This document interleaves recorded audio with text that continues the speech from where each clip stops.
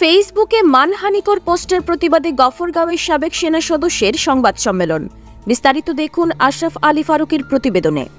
ফেসবুকে মানহানিকর ও কুরুচিপূর্ণ মন্তব্য ছড়ানোর অভিযোগ তুলে ময়মনসিংহের গফরগাঁও উপজেলার এক সাবেক সেনা সদস্য সংবাদ সম্মেলন করেছে। এই ঘটনায় তিনি থানায় সাধারণ ডায়েরি করে আইনি সহায়তা চেয়েছেন। মঙ্গলবার সন্ধ্যায় স্থানীয় প্রেস ক্লাবে আয়োজিত সংবাদ সম্মেলনে উপজেলার ১৬ হাসিয়া গ্রামের মোহাম্মদ খুরশেদ আলম লিখিত বক্তব্যে জানিয়েছেন, সামাজিক যোগাযোগ মাধ্যমে তার বিরুদ্ধে তথ্য প্রমাণবিহীন কুরুচিপূর্ণ মন্তব্য ও অশালীন কথোপকথন ছড়ানো হয়েছে। বিষয়টি গত ১৭ মার্চ সন্ধ্যায় তার প্রতিবেশী ইমরান তাকে জানিয়েছেন।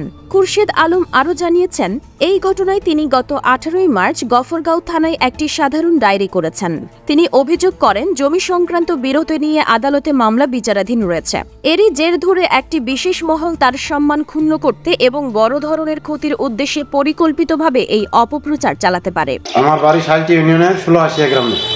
আমার পরিবার ও আত্মীয় স্বজনের মধ্যে জমি জমা নিয়ে বিরোধ থাকায় দীর্ঘদিন যাবৎ আদালতে মামলা মোকদ্দমা চলমান আছে। আমাকে সামাজিক ও আর্থিকভাবে ক্ষতিগ্রস্ত করার উদ্দেশ্যে আমার নাম ব্যবহার করে রাজনৈতিক নেতাদের বিরুদ্ধে অশালীন ও কুরুচিপূর্ণ সংবাদ সামাজিক যোগাযোগ মাধ্যমে কে বা কারা ছড়িয়ে দেয়। আমি এই ঘটনার সাথে কোনো অবস্থাতেই জড়িত না। এই ঘটনায় অদ্য ১৮ মার্চ আমি গফরগাঁও থানায় একটি সাধারণ ডায়েরি করি।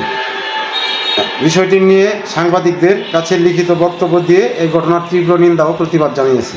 এই বিষয়ে গফরগাঁও থানার অফিসার ইনচার্জ মোহাম্মদ শিবিরুল ইসলাম বলেছেন, অভিযোগটি তদন্ত করে প্রয়োজনীয় ব্যবস্থা নেওয়া হবে।